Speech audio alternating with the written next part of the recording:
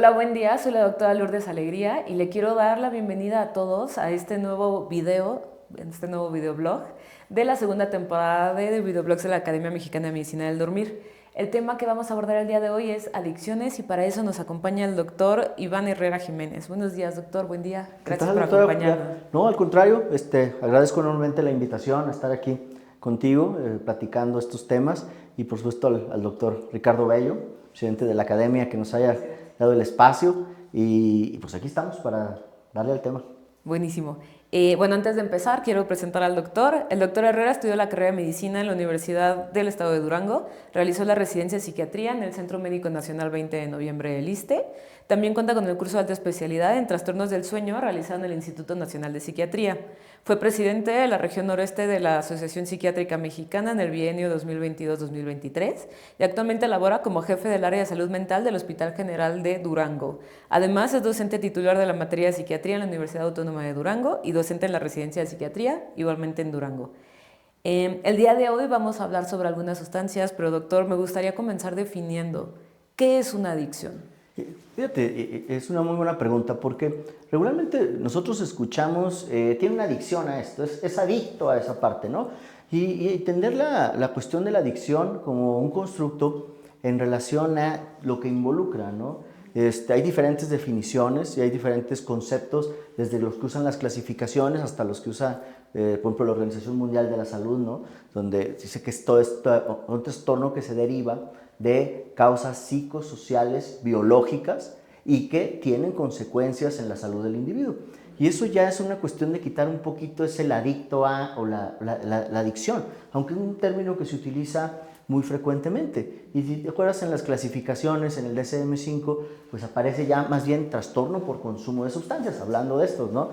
Ese es como el nombre pues, más adecuado tal vez que se pudiera dar, porque es un trastorno por consumo de sustancias, pero también se habla de lo que un trastorno que es generado como consecuencia de la sustancia, ¿no? Hablamos de una intoxicación, de una abstinencia, Una dependencia. dependencia, consumo perjudicial, ¿no? Y es una cuestión bien importante porque muchas veces, y seguramente a ti te ha tocado, los pacientes te dicen, yo no soy adicto, doctor, porque yo nada más consumo 2 veces al mes. Pero esos 2 veces al mes que consumen tienen un consumo muy alto y también generan dificultades en diferentes Problemas ámbitos. sociales. ¿Sí? Exactamente. Entonces, yo creo que desde esa parte, tomarlo, redefinirlo, ¿sí? Porque además los trastornos por consumo de sustancias o estos problemas específicamente, ¿no? a sustancias que son adictivas, pues tienen muchas aristas, ¿no? Y es un tema bien complejo. Claro, no solamente el individuo, sino también el contexto social. Por supuesto, porque una persona que tiene un trastorno por consumo de sustancias, pues involucra todo su entorno familiar, hasta su entorno laboral, y empieza a ver esta disrupción, estas alteraciones en la conducta de las personas, ¿no? Y que además, a pesar de que tengan este tipo de consecuencias, la conducta puede irse agravando hasta volverse un consumo verdaderamente elevado y que ya la persona no puede frenar, ¿no? Que inicialmente empieza como algo que es positivo, como un reforzador positivo a la persona, o sea, la consumo y me siento bien, y después, si así no la consumo, me siento mal, ¿no? Aunque ya no quiera consumirla, ya esta parte se vuelve donde la dependencia hace necesario el consumo para la persona, ¿no? Y ya empieza a dificultar todo. A dificultar todo, ¿no? Y vienen desde estas estrategias de jurarme, Que es muy frecuente. sí, ¿no? Y ya ves que hasta se juran determinado Como un tiempo. año, Sí, creo, un ¿no? año. Generalmente. Sí, pero el problema es que cuando pasa el tiempo del juramento, retoman el consumo, ¿no? Y a veces lo retoman más alto de como venía estando en los días posteriores a como venía consumiendo anteriormente. Entonces, digo, hay muchas cuestiones que sí deberíamos de entender de la parte de la conducta adictiva, cómo es visto desde el entorno familiar, cómo es visto desde la situación social, ¿no? Porque también una connotación que se da a una persona que consume una sustancia, sobre todo sustancias ilícitas, hablando que no fueran alcohol o tabaco, que son las que son Cocaína, ilícitas, marihuana. que fueran cocaína, marihuana, metanfetaminas también, o hasta estos mismos fármacos que los utilizan de esa manera, ¿no? Entonces, entender bien es esa parte que se les da una connotación hasta de personas pues que son delincuentes, ¿no? O sea, cuando ve a una persona que consume, se asume que es una persona. Y por supuesto que no es así, ¿no? Pudiera serlo como cualquiera de nosotros, sí, y no serlo, ¿no? Pero no por el mismo consumo pueda pasar. Si hemos visto, seguramente también en consulta te lo han comentado, cuando la persona ya está en una etapa grave del problema, pues sí empiezan a tomar cosas de casa, ¿no? Y a venderlas y amenazar, este tipo de situaciones. Entonces sí entenderlo como un problema psicosocial y biológico, ¿no? Sí, un trastorno psiquiátrico. Como tal, como un trastorno psiquiátrico como tal, y ya ves que en psiquiatría muy frecuentemente hablamos de este trastorno dual. Sí, ¿Sí? Y que antes decían, pues es que no sabe primero si fue el huevo o fue primero la gallina, pero realmente ahora lo que parece ser es que pues, hay algo primero psiquiátrico o alguna alteración para que entonces dé paso al trastorno por consumo de sustancias. Porque bueno, a lo mejor un uso experimental, o sea, muchos han estado en contacto con alguna sustancia, pero no mantienen el consumo, ¿no? ¿Qué hace o qué mantiene o hace persistente el consumo? Pues es precisamente que hay algo de fondo, ¿no? Claro. Dentro de su práctica clínica, ¿cuáles son las sustancias lícitas e ilícitas más comunes que se consumen? Pues digo, en el país y yo creo que en buena parte del mundo, pues lo que más se consume son las lícitas, el alcohol, y bueno, en el norte pues el alcohol es de los que punto más alto, el tabaco, y pues ahí seguiría la marihuana, ¿no? Que la marihuana son de las sustancias que más se consumen en el mundo. Hablaban algunas cifras, estaba revisando, hasta se considera, la Organización Mundial de la Salud considera que hasta 227 personas en el mundo consumen marihuana. Y esto, dices, no hay tanto, pues hay que tomar en cuenta que en algunos países sí es legal el consumo de cannabis, ¿no? Entonces, aquí con nosotros no, pero bueno, eso no impide que también sea una de las principales sustancias que se consumen. De ahí, pues las siguientes pues son estas sintéticas, como las metanfetaminas, que creo que es un problema muy importante y que precisamente revisando un reporte que salió del Observatorio Nacional, salió la parte de las metanfetaminas, son las que más hacen que las personas busquen ayuda, más que las otras sustancias. De ahí le seguiría el alcohol y luego cannabis, ¿no? Pero sí realmente las metanfetaminas son un problema muy importante en la cuestión de consumo, porque bueno, los cambios conductuales son rápidos. Son importantes, ¿no? Sí, y es muy aparatoso y no se considera como, se considera mucho más deleterio, entre comillas, que el alcohol, que el tabaco y que la marihuana. Que no lo son precisamente, pero... Sí, exacto, que no lo son, pero precisamente el consumo de, pues, principalmente de las metanfetaminas, pues lleva a alteraciones graves de la conducta y pues a poder decir de pronto que la persona puede llegar a actuar violentamente, ¿no? O de forma agresiva, ya sea al interior de su casa o en el exterior. Entonces, en ese orden de ideas, digo, por eso en este reporte que hacía por ejemplo CIJ, es en la que más buscan atención, es el 52%, creo que estaba la cifra, son para metanfetaminas.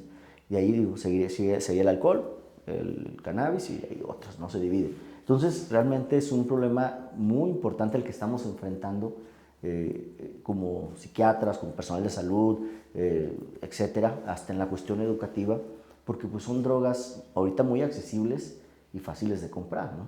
Sí. Y baratas. Sobre todo. Entonces, eso genera pues todos los agravantes, ¿no? Para esta situación y que empiecen consumos muy tempranos. Sí, muy jóvenes, sobre todo jóvenes.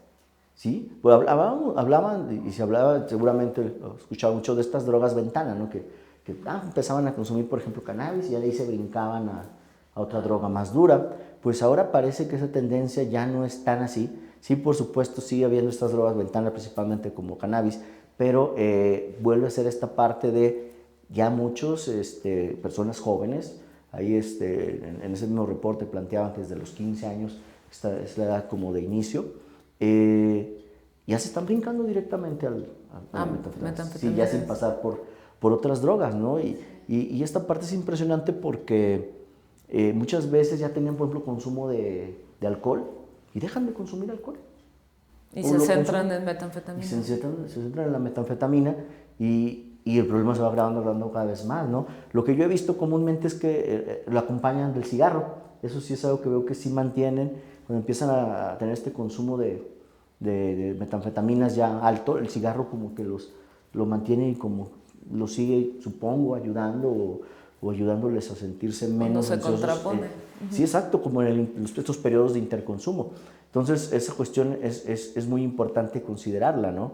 Y además, precisamente que en el sentido del sueño, pues cómo acarrea consecuencias en el dormir la cuestión de las sustancias, ¿no? Sí, justo quería empezar por el tema del alcohol porque es súper común que nos llegue un paciente con insomnio crónico y que comente, pues si me tomo una cerveza o me tomo un tequila o me tomo una copa de vino antes de dormir, duermo excelente.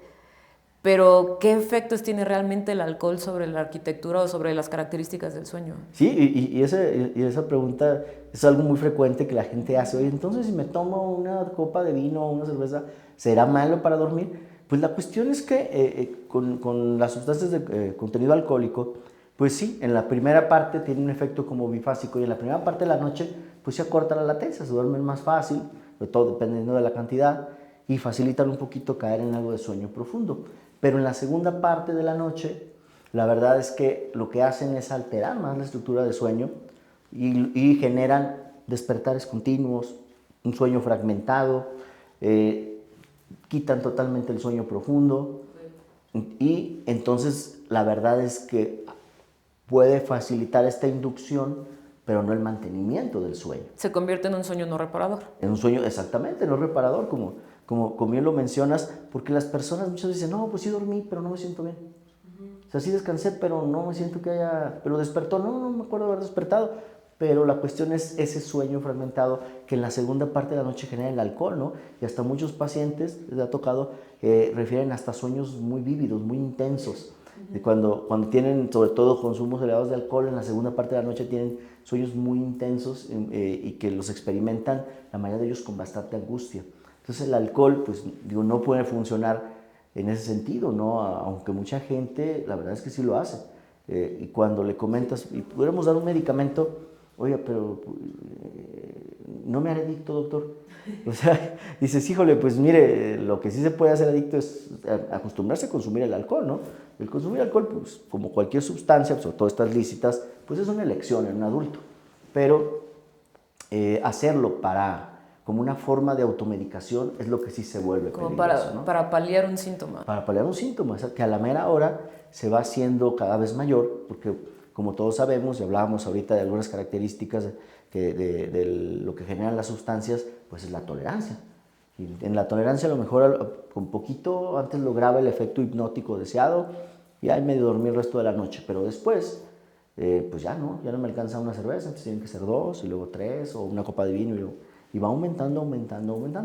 Y entonces sí se vuelve un problema grande. Yo tengo pacientes que iniciaron tomándose sí una copa de vino y que actualmente ya se toman una botella por la noche para dormir, exactamente, Okay. porque ya pues menos no les hace. Precisamente en este sentido de la tolerancia y sobre todo, insisto, entre mayor cantidad de alcohol entra al cuerpo, pues más son las alteraciones que generan, ¿no? Y como también otras sustancias, pues una vez que se interrumpe el consumo de alcohol, pues viene la abstinencia. De la abstinencia lo que genera es dificultad para dormir, un tiempo total de sueño acortado, un sueño fragmentado y pues más situaciones, ¿no? Que van dando pie a esto. Y si lo ponemos en la otra parte también, el consumo de alcohol pues facilita el ronquido y la apnea de sueño. Y el reflujo gastroesofágico. Y el reflujo, sí. Entonces, la verdad es que pareciera ser con más desventajas que ventajas el uso de alcohol, ¿no? Para dormir. En ese sentido de que pues cada vez voy a necesitar más, como pasa también con los fármacos benzodiazepínicos, ¿no? Y que con eso hay que tener mucho cuidado. Muchas veces han sido como satanizados los fármacos benzodiazepínicos o calmantes, como les dice la gente, pero la verdad es que es una herramienta muy útil, ¿no? Tú seguramente lo has visto, sin embargo, tiene que tener un uso muy responsable, ¿no? Un control muy estricto por parte del psiquiatra. Exactamente, un control muy estricto porque lo que hacen los pacientes es que a veces se automedican con el fármaco o fueron con un psiquiatra alguna vez en la vida, pero ya nunca regresaron y se siguieron tomando el fármaco, ¿no? Entonces, esto pasa también con la cuestión del alcohol. Empiezan a tomar poquito y empiezan a hacer tolerancia, hasta que tienen que ser grandes cantidades de alcohol las que yo requiera para poder inducir un sueño, que al final, si les preguntas bien, pues no es ni reparador. Dicen, bueno, al menos dormí, y así lo ven, ¿no? Bueno, pues al menos dormí. Pero siente que duerme bien, no, pues no, doctor, pero al menos duermo algo, ¿no? Y eso para ellos ya es como, pues como ir de gane, ¿no?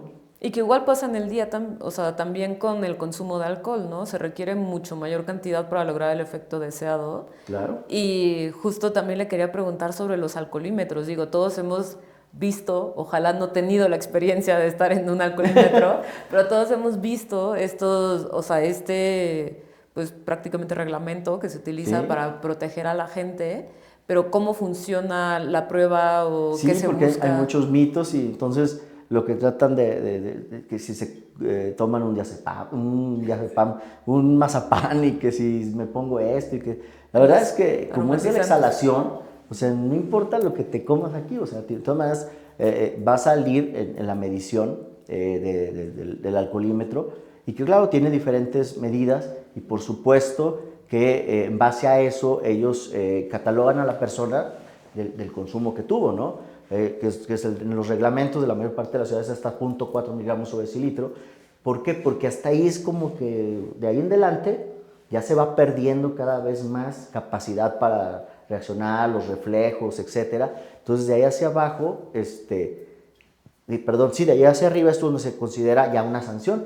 Y se preguntan, bueno, entonces, ¿y cómo le hago para calcularlo el 0.4? Bueno, pues decirles que una cerveza normal, ¿sí? De 305 mililitros, con una graduación de unos 5 grados de alcohol, 5 y 6, que es lo que trae una cerveza habitual, hay unas que traen más, por supuesto. Con una cerveza da apenas para estar por abajito del punto 4. Okay. Y también tiene que ver si es hombre o es mujer, porque en esta tabla una tabla ahí comparativa donde la mujer casi con una cerveza ya casi saldría positiva.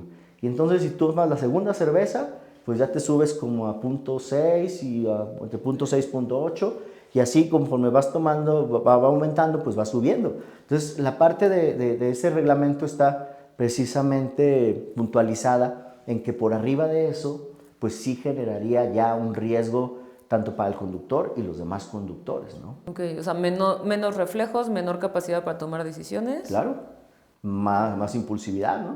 Y mucha gente además, esa parte, ¿no? Y muchos hemos escuchado esa de, yo cuando tomo manejo mejor, ¿no? Lo cual es totalmente falso, simplemente sí. Por la cuestión de conducir el vehículo, unos reflejos disminuidos, a veces hasta somnolencia, ¿no? ¿Cuántos accidentes hemos visto precisamente por esta cuestión de que se quedan dormidos al volante cuando el alcohol ya llegó hasta cierto límite donde produce una sedación que ya es difícil de mantener, ¿no? La persona.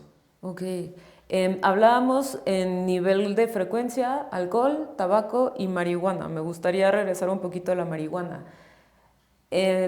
Todos conocemos la planta, lo hemos visto, no voy a comentar más, pero ¿qué efectos tiene la marihuana o el cannabis, que es la sustancia activa, en el cerebro? O sea, ¿cómo funciona? Es bien interesante porque ha sido un debate y bueno, todos sabemos que hay propuestas para ya legalizar el cannabis en nuestro país. Igual algunos podemos estar no tan de acuerdo, tú sí, argumentando la parte de que al no hacerlo prohibido ya será menos problema. Pues la verdad es que creo que al quitar esa prohibición, pues va a facilitar aumento en el consumo, como en el alcohol y el tabaco, ¿no? Pero bueno, la planta, pues en realidad es una planta que tiene hasta 408 componentes, pero hay unos que son particularmente de interés, sobre todo para nosotros, que son el 9-teta-hidrocannabinol y el cannabinol. Y eso es bien conocido ahora, porque además hasta se venden ya frasquitos. Soluciones. Exactamente. ¿No? Sí, las cuales desafortunadamente no están muy bien regularizadas. Y eso platicaba con un compañero psiquiatra porque él me decía, es que mira, el cannabidiol sí sirve y lo utilizan mucho para dormir, sí sirve, lo que pasa es que tiene que tener tanta medida y tanta concentración y tanto para que entonces el efecto sea mantenido. A mí me ha tocado varios clientes que van con sus frasquitos, ¿no? Y me dicen que se lo están tomando además del medicamento. Pues yo la verdad es que realmente les sugiero pues no hacerlo, pero la gente empieza con eso. Y también lo que hemos visto es que en un principio como que sí les hace algo de efecto y después pierden el efecto que Ok, estaban igual lo teniendo. hacen como si fuera tolerancia. Pues no sé si fue así, pudiera ser algo de tolerancia, porque además aumentan la dosis y ni aún así logran ya el efecto. Porque empiezan con algunas gotitas, 10, 12 gotitas, y en paz ya no me hacen, entonces le empiezan a subir y dicen que ya ni subiendo tanto les llega a hacer. Y es que el problema es que con esos compuestos pues no están regularizados, realmente no están normados por las instituciones de salud porque se venden así como Sí, o sea, si no es un fueran laboratorio que te reporte tengo tantos tanto, miligramos por exacto, mililitro. exactamente, y entonces la gente lo utiliza así en ese sentido, ¿no? Y dicen, bueno, es que sirve para muchas cosas el cannabidiol y no tiene los efectos que tiene el tetrahidrocannabinol, los efectos psicoactivos negativos.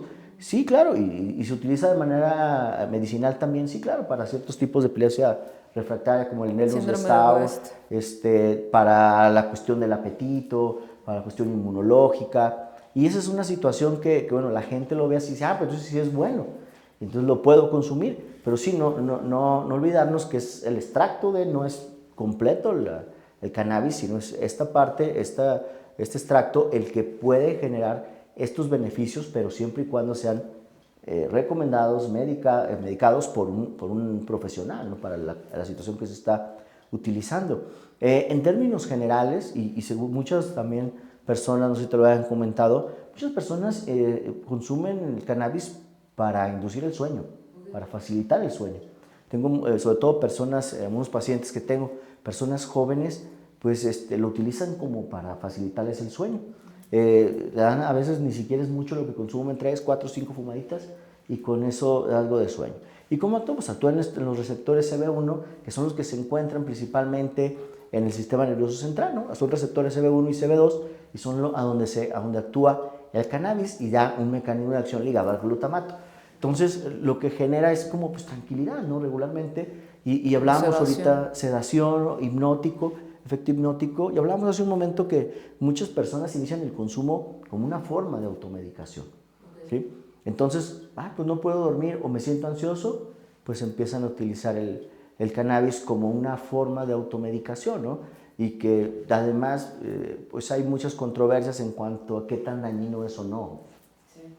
Sobre todo pulmonares, ¿no? Es como Sí, la porque gran antes discusión. decían que no hacía daño como el tabaco, pero hay varios estudios que dicen que sí, que también hace daño como el tabaco en cuestión pulmonar y en cuestión del sistema nervioso central, pues también, porque siempre hay ese debate, no es que es peor el alcohol y es peor el cigarro y es peor, pues sí, pero no se trata de ver quién es peor, sino no agregar más sustancias, ¿no? Y sobre todo, insisto, el riesgo tan alto cuando lo utilizo de automedicación, porque no es lo mismo que alguien que lo utiliza de esparcimiento, que de vez en cuando puede hacerlo o no, y prescindir de ello, que cuando yo estoy como automedicándome, entonces estoy teniendo un consumo diario para lograr un objetivo, que es dormir, bajar la ansiedad, sentirme menos triste, etcétera. Y porque ahí entonces la medicación tiene que ser diaria y entonces se vuelve una necesidad.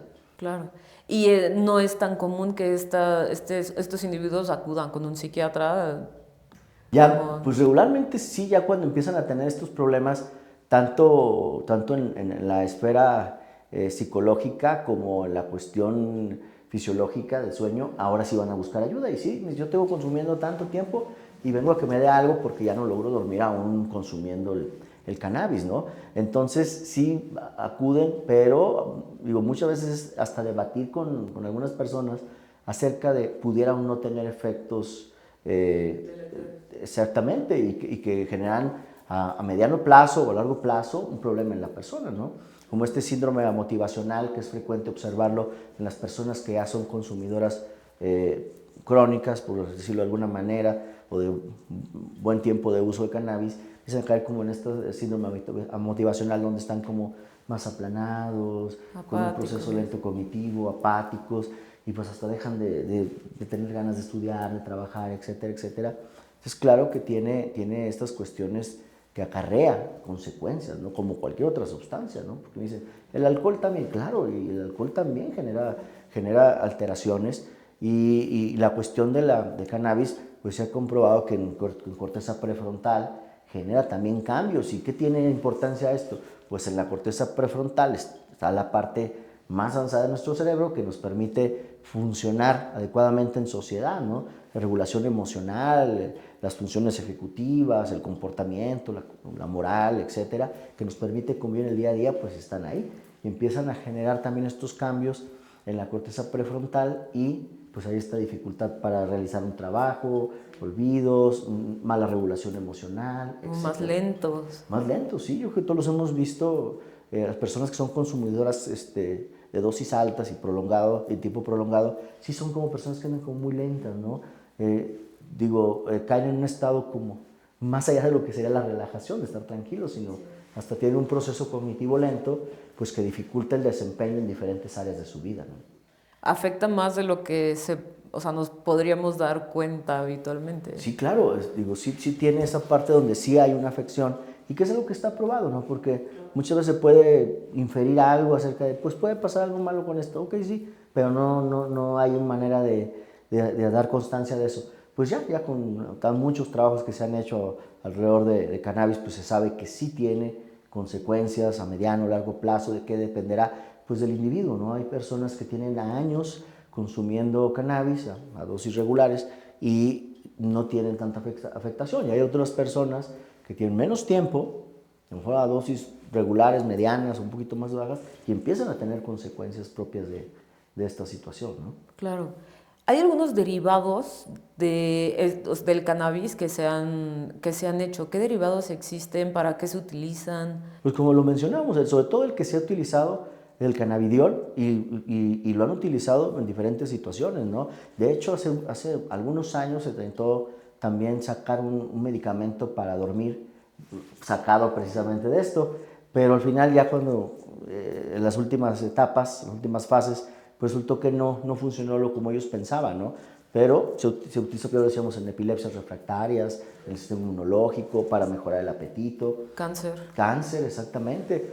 Y de esa parte también ligado, pues en las terapias, ¿no? Del cáncer, que generan mucha náusea, pues también pareciera tener buen efecto en ese sentido, disminuir las náuseas en respuesta a estas quimioterapias, ¿no? Que a veces son algo pesadas para las personas que tienen problemas oncológicos. Son la parte médica de una sustancia que pues se podría utilizar de forma benéfica, ¿sí?, si está bien regulada. Exactamente, y tú acabas de dar precisamente en el punto clave. Si está bien regulado, pudiera tener utilidades, pues claro, ¿no? O sea, las tiene y eso también está establecido. Sin embargo, muchos de estos extractos que nos llegan, pues no están bajo una regulación.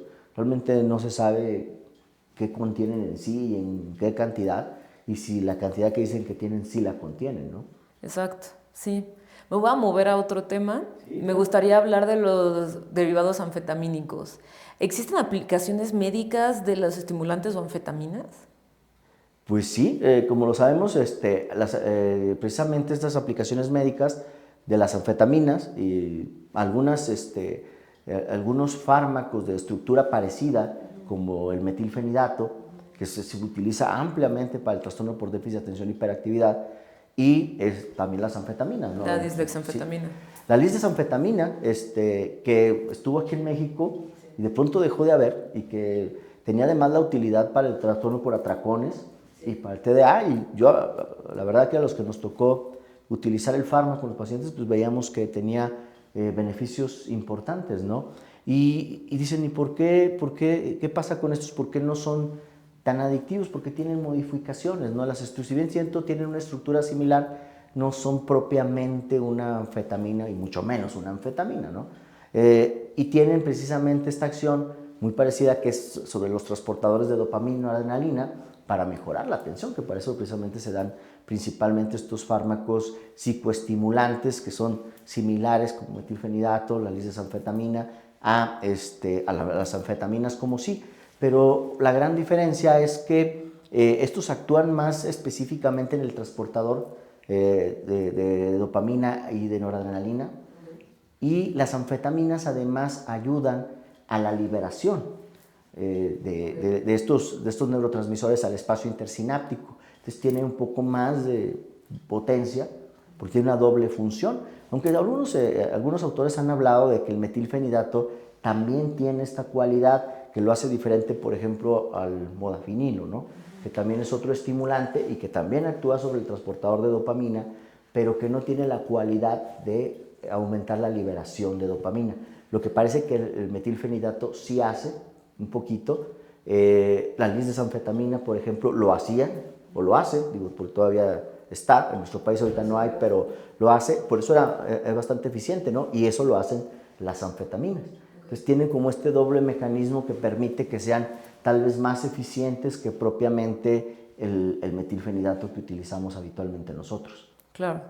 Son medicamentos que se utilizan para situaciones médicas específicas. Sí, pero bueno, ya Sí. sabemos que muchas personas los utilizan como pues para potenciadores cognitivos, no van a estudiar para un examen y los utilizan y bueno, se estimulan un poquito, pero en algunas personas pues pueden causar síntomas de ansiedad importante, ¿no? Y me ha pasado ver, exactamente, algunas personas las pone así como aceleradas, hasta como cuadros maniatiformes, y complican el funcionamiento. Yo lo veo, estoy en un hospital general y los residentes, pues muchos de ahí las toman para mantenerse despiertos y poder estudiar, y entonces a veces andan como muy acelerados por el medicamento, ¿no?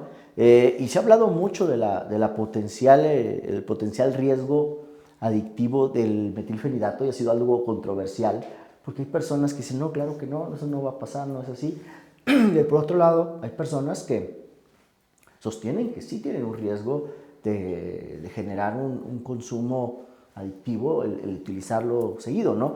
Creo que las personas que lo utilizan para este trastorno, el trastorno por déficit de atención y hiperactividad, se van a volver dependientes. Pues no, eso sí se utiliza por esta situación, ¿no? Pero una persona que no tiene el trastorno, y eso lo preguntan mucho, si yo no tengo trastorno de déficit de atención y consumo el metilfenidato, ¿qué puede pasar? Regularmente, pues es una sobreactivación, ¿no? Por un tiempo, pues tal vez no tendría muchos problemas, pero después esa sobreactivación también se van adaptando y empiezan a requerir dosis mayores, pero para utilizarlo como un psicoestimulante y un potenciador necesario para estar bien. Ok.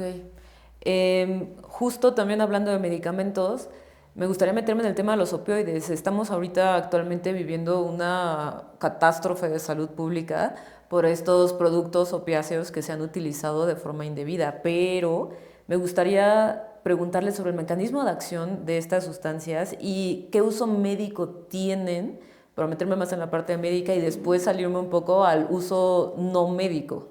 Sí, pues como sabemos, tenemos fármacos derivados opioides, pues que son muy útiles en el manejo del dolor, ¿no?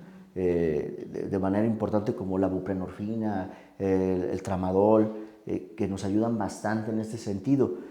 Sin embargo, como una situación desafortunada, pues también hay este tipo de productos sintéticos que están ahorita generando un problema muy alto con la cuestión de los opioides, y que no se puede parar fácilmente, ¿no? Son sustancias que se unen a los receptores mu, kappa, lambda, y que generan, pues, dependiendo, por supuesto, diferentes efectos, analgésicos, también náuseas, etcétera, pero utilizados de otra forma, pues son altamente adictivos, ¿no? Y el manejo de una persona que tiene un trastorno por consumo de opioides, pues siempre resulta complejo. Las clínicas de metadona, que es lo que utilizan para manejarlo, pues no es que abunden en el país, ¿no? No es tan fácil. Hay otros productos como la naloxona, la naltrexona, que se utilizan, sobre todo, bueno, la naloxona para las intoxicaciones por opioides, y que desafortunadamente no tiene una tan buena absorción como la naltrexona oral, porque por ejemplo en la naltrexona sí tenemos fármacos que podemos utilizar de vía oral, pues para el manejo de estas cuestiones, ¿no? Pero insisto, el manejo de un trastorno por consumo de opioides o opiáceos es algo que es complejo, es algo que debería solamente estar en manos de alguien que fuera experto en este sentido, y no intentar cualquier persona tratar de manejar esto, ¿no? Los riesgos son muy altos de complicaciones con estos fármacos. La gente los toma, se empiezan a inyectar. Muchas personas, por ejemplo, me ha tocado algunos clientes que van al gimnasio, entonces hacen un trabajo extenuante en el gimnasio y empiezan a tomar dosis altas de tramadol, por ejemplo. Para mejorar las molestias. Para quitarse el dolor y mejorar el rendimiento, y empiezan de pronto a tomar cantidades muy importantes de algo que empezó como una situación pues positiva, que es hacer ejercicio, pero llegan en esta parte donde se sobreesfuerzan y empiezan a consumir, a consumir, a consumir cada vez dosis más altas de derivados opioides analgésicos para calmar pues, el dolor muscular y para poder rendir pues en su performance en el gimnasio, ¿no? Entonces, desde ese punto es complicado, ¿no? Y si ya lo traspolamos a lo que están haciendo ahorita los opioides estos que llegan, que también igual, pues dicen, no, bueno, se han utilizado como anestesia, sí, pero estos son puros y los que traen no sabemos también pues cómo fueron construidos, ¿no? Como el cristal, por ejemplo, que hablábamos de las anfetaminas, de las metanfetaminas, perdón, pues llevan muchísimos compuestos que realmente en un punto ya no sabemos ni qué realmente sí son y qué no son, ¿no? Entonces, con esto pasa algo muy similar, ¿no? Ya estas drogas sintéticas pues, han venido a cambiar la situación, ya no es como, por ejemplo, pues la marihuana, que sí era un problema, pero era algo más contenible. Pues no, estas drogas sintéticas aún rebasaron a la cocaína también y a los mismos inhalantes, ¿no? Que también son un problema importante, sobre todo en personas de situación de calle. Pues estos drogas, opioides, sí, más la mezcla que trae, pues sí son un gran problema e insisto, su manejo es de veras muy complejo, tiene que ser muy supervisado y por supuesto por una persona que sea experta o con mucha experiencia en esa área, ¿no? Para poderlo sobrellevar. Sí, justo ahorita estaba pensando, hace unos años leí una nota de un periódico que hablaba hicieron un estudio de las sustancias que vendían dentro de un festival de música importante y creo que el 40 o el 50% de las sustancias estaban cortadas con fentanilo. O sea, comprabas cualquier otra sustancia y resulta que parte de la sustancia era fentanilo. Sí, y ahora la están mezclando con cocaína. Hace no mucho tuve un caso clínico con un paciente que él era consumidor ya de cocaína de años y también fue a una fiesta y le ofrecieron y le pareció como un poco diferente, pero pues decidió consumirlo y pues los resultados fueron terribles, porque exactamente ya se está mezclando con otras sustancias, como si lo cortan, y entonces esta mezcla pues adquiere otras cualidades adictivas muy superiores a la sustancia base y se vuelve, pues de veras, algo terrible, ¿no? Y sabemos que ha costado y está costando muchas vidas, sobre todo ahorita en Estados Unidos, pero tampoco aquí en México estamos lejos del problema, ¿no? Ya sí, no estamos exentos. Muchas complicaciones ya en este sentido. Ya antes era algo que sucedía sobre todo intrahospitalariamente, porque había manera de conseguir pues, el fentanilo ahí de lo que sobraba, de los anestésicos y eso, pero ahora pues este fentanilo, supuesto fentanilo, que realmente pues no sabemos qué tanto tiene o qué es, probablemente tendrá algo, pero yo creo que es algo bastante diferente, ¿no? Y los resultados pues están ahí. Claro. Y en cuanto a qué hacen estos con el sueño, pues lo afectan de manera muy significativa, hacen un sueño fragmentado, además de que generan apneas centrales. Los opioides es un riesgo con ellos, aún en personas que lo están dando por indicación médica, pueden generar apneas de sueño centrales y pues un sueño terrible, ¿no? Una vez que empiezan a consumirlo, pero aún después de que dejan de hacerlo, cuando logran dejarlo hacer, hay algunos estudios que dicen que hasta 2 años después Tardan en recuperarse la estructura. tardan en recuperar exactamente la estructura de sueño después de haberlo consumido esta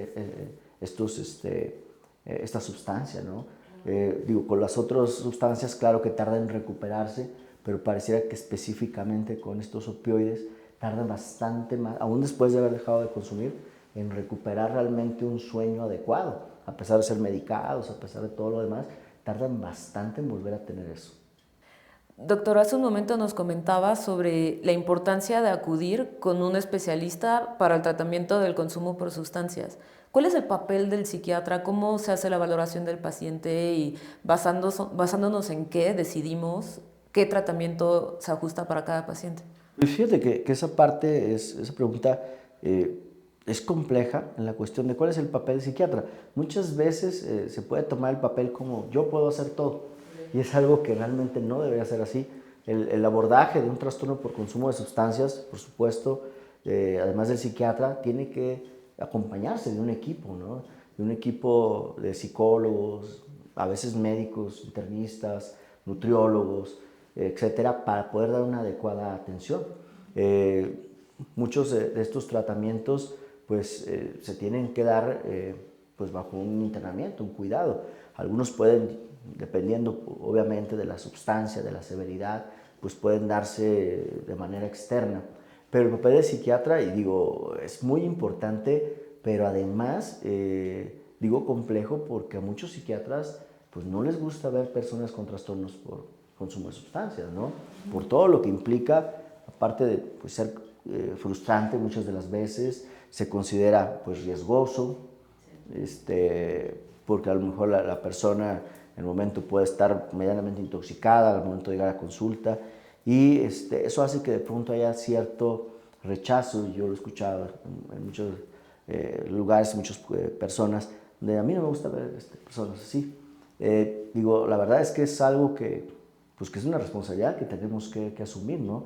No podemos separar las adicciones de los demás trastornos de salud mental, ¿no? Que se habla de adicciones, trastorno de salud mental. Pues no puede ser así. Y hablamos al principio de un trastorno, de trastorno dual o la patología dual, donde decían, bueno, ¿qué fue primero? Y hay algo de fondo que me lleva a esto.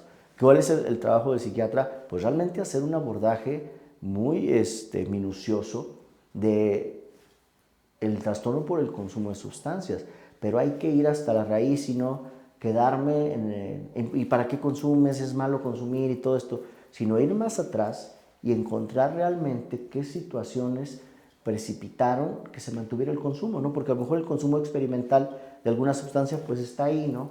Desafortunadamente, pero ¿qué hace que la persona se quede ahí? Pues hay algo de base, ¿no? A veces una patología psiquiátrica, a veces es el entorno familiar, el entorno social, ¿no? Cuando se vive en situaciones de extrema pobreza, sin oportunidades, sin acceso a educación, esparcimiento y todo esto, pues toda esa parte se tiene que abordar.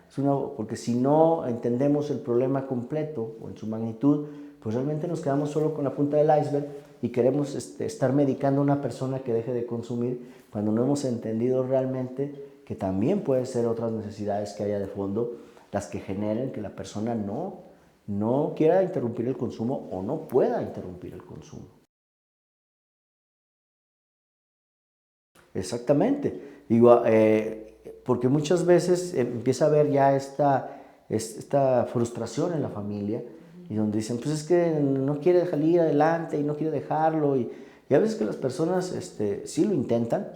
Desafortunadamente también a veces pues lo intentan así pues, solos, ya no voy a dejar de consumir a partir de mañana. Pues no, resulta que eso no acaba generando el resultado que esperaban ellos, porque pues no, una vez que se ha iniciado esta cuestión de un consumo de una sustancia y se ha mantenido por un tiempo, ya no solo alcanza la voluntad, sino tiene que ser, además de eso, un trabajo conjunto, como decía, con psiquiatras, psicólogos, nutriólogos, médicos de otras especialidades, porque a veces ya hay complicaciones médicas. Entonces es algo que tenemos que hacer un abordaje completo, entendiendo el problema desde el fondo, o sea, qué lo llevó, qué situaciones, qué circunstancias rodean al paciente, desde su núcleo familiar, sus oportunidades de trabajo, etcétera, etcétera, para entonces darle pues una adecuada dimensión y un entendimiento al problema y realmente poder hacer algo que solo medicar, ¿no? Que los psiquiatras tenemos de fama, que a todo el mundo le queremos nada más dar medicamentos, y en eso la gente también, por eso rehuye mucho de pronto, ¿no? Ir con el psiquiatra, porque ahí de pronto todavía se mantiene el estigma del psiquiatra me va a drogar, ¿no? Y así la persona lo dicen así tajante con esas palabras. No quiero ir con el psiquiatra porque me va a traer drogado. Pero esto lo dice una persona que ya está teniendo un trastorno por consumo de sustancias, ¿no? Entonces suena paradójico esta situación, sin embargo muy frecuentemente es así, ¿no? Los pacientes rehuyen al tratamiento y muchas veces son llevados pues, por los familiares. Y, sin embargo, si no está realmente esta determinación de hacerlo, de dejar de consumir, tiene que surgir a partir de ellos o de ellas. Si no, la verdad es que es bien complejo el problema poderlo resolver así pues ahora sí que forzado, ¿no? Justo en estos centros de rehabilitación donde muchas veces los retienen en contra de su voluntad, ¿no? Sí, claro. Sí, sí, y que también poco no están con tanta regulación, sí ya están supervisados, pero pues todavía sigue siendo un área de oportunidad importante. Cuando preguntan, y deberían haber, pues es que la verdad es que el sistema de salud no hemos estado en capacidad de dar respuesta a este tipo de situaciones, ¿no?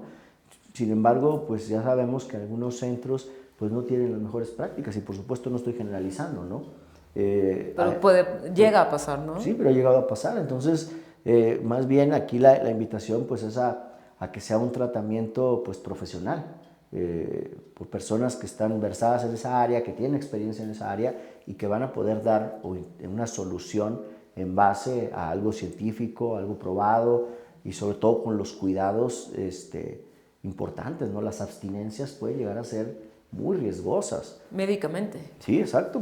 Una abstinencia al alcohol puede ser una abstinencia complicada donde la persona termine hasta hospitalizada, ¿no? Por convulsiones, que broncoaspiran y después generan neumonía.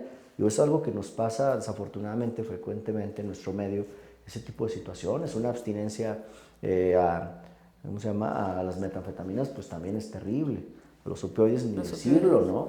Entonces, todas esas consideraciones se tienen que hacer para ver en el momento que encuentro al paciente su patrón de consumo, qué hace que mantenga el consumo, de qué puede echar mano él para poder salir adelante. No nada más es, bueno, pues van solitos a la consulta y uno les dice qué hacer y pues se van solitos y nunca hay nadie que les apoye, pues se vuelve también muy complicado. Entonces, es desde la parte del equipo médico, la atención, la red de apoyo familiar, por supuesto, y la determinación del paciente, pues son algunos de los factores que pudieran en un momento dado llevarnos a tener un éxito en el manejo. Sería tratamiento médico, podría ser farmacológico, psicoterapia, ya sea individual, familiar o de grupo. Por supuesto, sí. Porque también la familia juega un papel importante en el trastorno por consumo de sustancias, ¿no?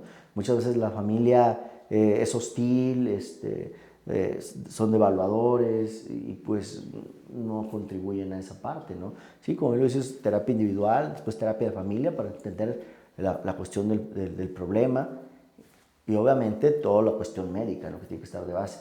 Muchos pacientes llegan con ya deficiencias nutricionales cuando ya están en situaciones graves de consumo porque dejan de comer por consumir. Entonces empiezan a tener ya complicaciones también médicas importantes y tendríamos que apoyar nosotros de un especialista de otra área para que nos ayudara con esas complicaciones. Pues muchas gracias, doctor. La realidad es que es un tema muy complejo, un tema que podríamos estar horas y horas y horas abordando y no terminar. No sé si le gustaría agregar algo antes de terminar el videoblog. No, pues nada más esa parte, ¿no? Que a ustedes que nos van a ver en este blog, busquen una atención adecuada. No tratemos de hacer cosas que nos pongan mayor riesgo, como la automedicación, como acudir con personas o lugares que no cuentan con verdaderamente las herramientas para ayudarlos y que si podemos conjuntar dos factores que mencioné hace un momento, pues no es una batalla perdida, ¿no? Todavía se puede hacer algo. Pues muchas gracias al doctor Iván Herrera por acompañarnos el día de hoy. En el video les vamos a dejar los datos del doctor por si tienen dudas o lo quieren contactar para que estén en comunicación. Y lo que comentábamos, el problema del consumo de sustancias es un problema de salud pública al que nos hemos estado enfrentando, sobre todo en los últimos años. Ha incrementado tanto la intensidad como la frecuencia del consumo. El consumo es muy variable, pero yo creo que todos hemos conocido a alguien que desafortunadamente tiene un trastorno por consumo. Entonces, si alguien de ustedes consumen o algún amigo, algún familiar, acudan con un especialista para que puedan recibir un tratamiento completo y puedan recibir la ayuda que necesitan. Por parte de la Academia Mexicana de Medicina del Dormir, les quiero dar las gracias por acompañarnos y los invito a ver el resto de nuestros videoblogs y pues los blogs que tenemos preparados para ustedes. Buen día.